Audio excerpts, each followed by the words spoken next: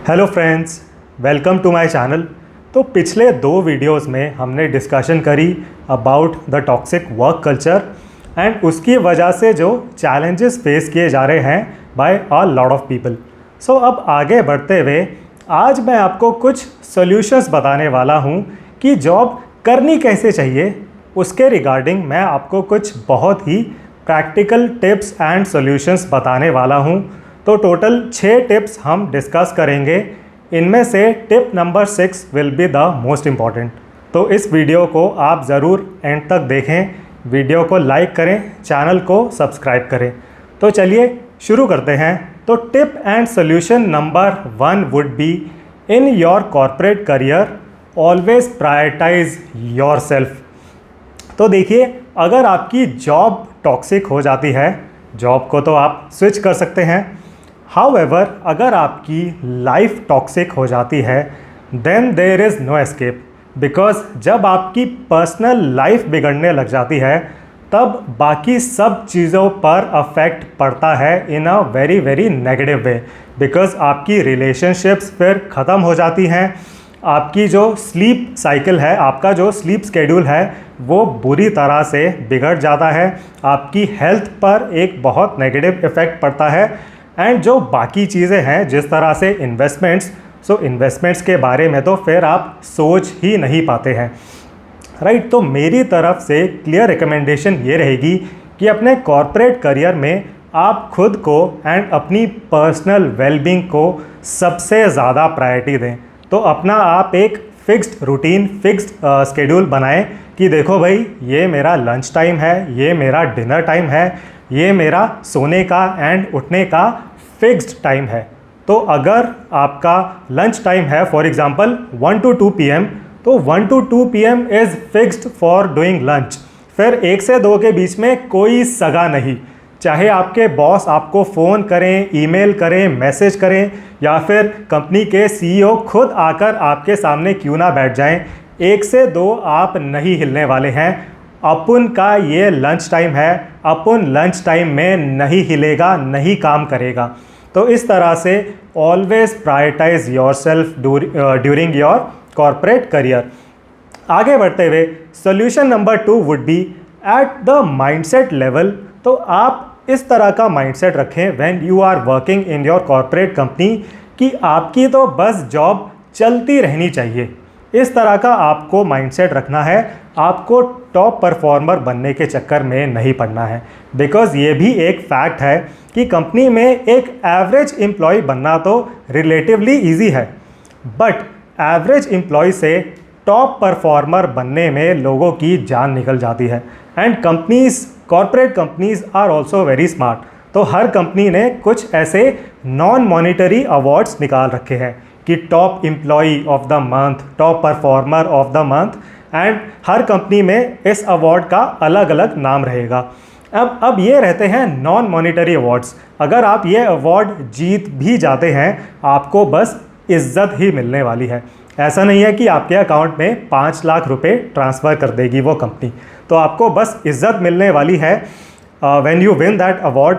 And in awards के लिए बहुत मारामारी रहती है इन कॉर्पोरेट्स। तो लोग अपनी जान देने के लिए रेडी हैं टू विन दैट अवार्ड। तो मेरी तरफ से तो क्लियर रिकमेंडेशन ये रहेगी कि आप इस तरह का माइंडसेट मत रखें। देखिए, आपको बनना है एक लंबी रेस का घोड़ा। आपको ये सोचना है कि आपका जो कॉर्पोरेट करियर है वो एक लंबी मैराथन है, वो एक स्प्रिंट नहीं है। तो बहुत लोग क्या करते हैं, 10-12 साल वो टॉप परफॉर्मर बन के काम करते हैं, फिर बाय द एज ऑफ 35 उनका हो जा रहा है बर्नआउट। तो ऐसा आपको नहीं करना है। आप ये सोचें कि आप करने वाले हैं जॉब फॉर 20-25 ईयर्स, आपको वो लंबा गेम खेलना है। एंड अगर आप 20-25 साल तक एक एवरेज एम्प्लॉय बने रहेंगे, it is much better than being a top performer for 10 years. तो इस तरह का आप एक माइंडसेट रखें कि you have to be in the game for a longer duration. तो ये था टिप नंबर 2। आगे बढ़ते हुए टिप नंबर 3 वुड बी अपनी कंपनी के लिए आप एक दूसरा फ़ोन परचेज़ करें एंड एक नया नंबर परचेज़ करें। देखिए, राइट टू डिसकनेक्ट बिल तो इंडिया में शायद नहीं आने वाला है। तो पिछले वीडियो में मैंने डिस्कशन करी थी about the right to disconnect bill, and आप में से कुछ लोगों ने कमेंट सेक्शन में भी लिखा है कि भाई ये बिल तो शायद नहीं आने वाला है, and I also agree with that. शायद अगले 5, 10, 15 सालों तक तो ये राइट टू डिस्कनेक्ट बिल नहीं आने वाला है। हाउएवर, आप अपना खुद का डिस्कनेक्ट इम्प्लीमेंट कर सकते हैं after your working hours. And आप कैसे इम्प्लीमेंट कर सकते हैं? आपको परचेस करना होगा एक नया नॉन मल्टीमीडिया फ़ोन। तो उस नॉन मल्टीमीडिया फ़ोन में व्हाट्सएप भी नहीं होना चाहिए, बिल्कुल ही एक बेसिक फ़ोन आप परचेस करें एंड उसी फ़ोन को आप अपने ऑफिस में लेकर जाएं। उसके अलावा आप एक नया सिम कार्ड ख़रीदें, एक अलग से नंबर ख़रीदें एंड उस दूसरे नंबर को, उस सेकेंडरी नंबर को ही शेयर करें with your boss and with your company.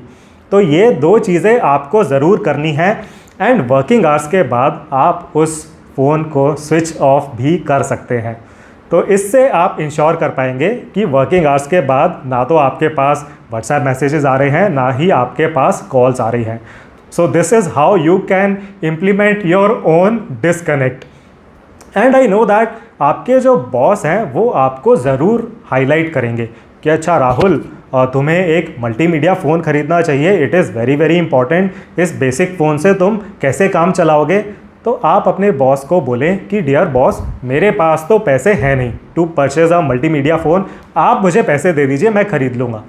Right, तो इस तरह आप उन्हें जवाब दे सकते हैं कि डियर बॉस, मेरी पूरी सैलरी तो रेंट में चली जाती है, आप मुझे पैसे दे दो, मैं परचेज़ कर लूँगा। And I know that and I totally agree that ये बदतमीज़ी लगेगी, बट प्लीज़ रियलाइज़ आपको वर्किंग आवर्स के बाद डिस्टर्ब करना भी बदतमीज़ी है। एंड मैंने ये देखा है, जब भी मैं इस तरह के सॉल्यूशंस बताता हूँ तो कुछ लोगों का इस तरह का कमेंट ज़रूर आता है कि सर अगर हम इस तरह करेंगे अपनी कंपनी में तो कंपनी हमें फायर कर देगी। तो देखिए, अगर आप इतना डर डर के काम करेंगे इन योर कंपनी, फिर तो आप एक्सप्लॉयटेशन के लिए प्राइम कैंडिडेट बन जाते हैं। ये भी एक फैक्ट है कि जो लोग जितना ज़्यादा डर के काम करते हैं अपनी कंपनी में, उन्हें उतना ज़्यादा एक्सप्लॉयट किया जाता है। तो प्लीज़ उतना आप डर के जॉब मत करें, थोड़ा आप डूड बन के जॉब करें। एंड अगर आपकी कंपनी में आपको वर्किंग आवर्स के बाद बहुत डिस्टर्ब किया जाता है, फिर आप इस सॉल्यूशन को ज़रूर इम्प्लीमेंट कर सकते हैं। तो ये था सॉल्यूशन नंबर 3। आगे बढ़ते हुए सॉल्यूशन नंबर 4 रहेगा, तो अपने कंपनी में आप हमेशा इंग्लिश में बात करें एंड हमेशा काम के बारे में ही बात करें। स्पेशली अपने बॉस के साथ आप ज़्यादा कैजुअल कन्वर्सेशंस मत करें। एंड आई नो दैट बहुत लोगों को इसी चीज़ में किक मिलती है कि भाई मैंने तो अपने बॉस के साथ आधा घंटा 1 घंटा गप्पे लड़ाई। अब देखिए, होता क्या है, जब आप अपने बॉस के साथ गप्पे लड़ाते हैं तो आप अपनी पूरी कुंडली उनके सामने रख देते हैं एंड फिर आपके बॉस आपके कुछ वीक पॉइंट्स को पकड़ लेते हैं। तो आपको बहुत ही केयरफुल रहना है। So for example, let's say आपको जिम जाना बहुत पसंद है, तो आपकी कोई कैजुअल टॉक हो रही थी विद योर बॉस एंड आप अपने बॉस को बताते हैं कि डियर बॉस, मुझे तो जिम जाना बहुत पसंद है, डेली 6 बजे शाम में मैं जिम जाता हूँ। अगर मैं जिम नहीं जाता हूँ फिर तो मेरा दिन इनकम्प्लीट रहता है। तो डियर बॉस, आप मुझे चाहे सुबह 5 बजे बुला लीजिए, मैं सुबह 5 बजे काम करने के लिए रेडी हूँ, बट मुझे आप 6 बजे शाम में जिम ज़रूर जाने देना।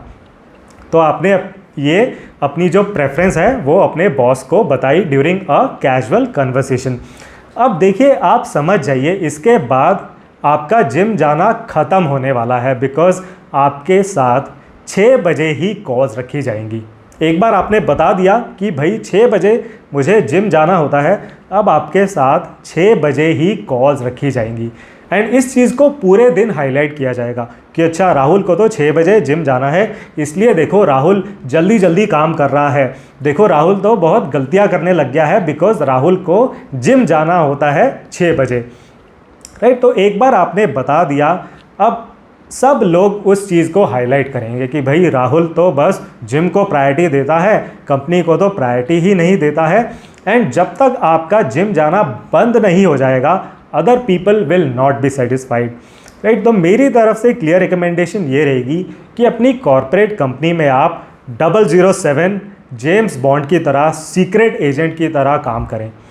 ज़्यादा आप नॉन वर्क रिलेटेड बातें मत करें, काम से रिलेटेड बात करें, एंड स्पेशली अपने बॉस के साथ इंग्लिश में ही कन्वर्सेशन करें। बिकॉज होता क्या है, जब आप हिंदी में बातचीत करते हैं तो हिंदी में आपके मुंह से कुछ ना कुछ कैजुअल बातचीत निकल जाती है, एंड आप रियलाइज़ करेंगे आपके जो बॉस हैं वो आपके साथ हिंदी में या फिर रीजनल लैंग्वेज में बात करने की बहुत कोशिश करेंगे, बट आपको क्या करना है, आप तब भी इंग्लिश में ही रिप्लाई करें। एंड कोई भी आप फालतू बकवास मत करें उनके सामने, काम से रिलेटेड बात करें, एंड अपनी कुंडली उनके सामने मत खोलें। Will be my clear recommendation. आगे बढ़ते हुए टिप नंबर 5 रहेगा, always be market ready. Because देखिए अभी क्या हो रहा है, the companies are calling the shots कि देखो राहुल, तुम काम नहीं करोगे ना, हम तुम्हें फायर कर देंगे, बेटा चुपचाप तुम काम कर लो अच्छे से। So companies are calling the shots because बहुत लोग हैं जो एक कंफर्ट जोन में जा चुके हैं। तो वो ये कहते हैं कि भाई मैं तो इसी कंपनी में हमेशा जॉब करूँगा, मैं तो इसी कंपनी से रिटायर होने वाला हूँ। तो लोग एक तरह के कंफर्ट जोन में चले जाते हैं, एंड फिर जो कंट्रोल है वो कंपनी के हाथ में आ जाता है। तो आपको ऐसा नहीं करना है, वो जो कंट्रोल है वो आपको अपने हाथ में रखना है। एंड आप वो कंट्रोल कैसे ले सकते हैं, तो उसके लिए आपको ये करना होगा कि आप अपने स्किल सेट्स को हमेशा अपडेटेड रखें, अपने रेज्यूमे को आप अपडेटेड रखें, and always be interview ready. तो जो भी इंटरव्यू में कुछ स्टैंडर्ड 10-12 क्वेश्चंस होते हैं उनके आंसर्स आपको हमेशा आपके पास हमेशा रेडी रहने चाहिए, ताकि जब भी आपकी कंपनी आपको थोड़ा तंग करने लगे तो आप दूसरी कंपनीज़ में अप्लाई करना शुरू कर दें। जब भी आपको लगे कि भाई अब तो मेरा ट्रोल हो रहा है यहाँ पर, तो start applying in other companies and look to switch your jobs.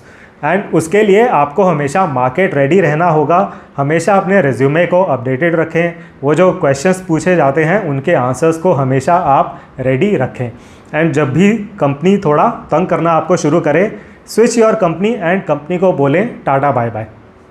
Right, अपना एक्सप्लॉयटेशन आप खुद मत करवाएं, एंड आप एक तरह से डूड बनकर काम करें हमेशा। तो ये था टिप नंबर 5। आगे बढ़ते हुए tip number 6, and this will be the most important tip, most important solution. And I know that बहुत यंगस्टर्स इस टिप के बारे में सुनने के बाद ट्रिगर हो जाते हैं, बट डिस्पाइट दैट ये बताना बहुत ज़रूरी है। सो टिप नंबर 6 रहेगा, परचेज योर ओन होम।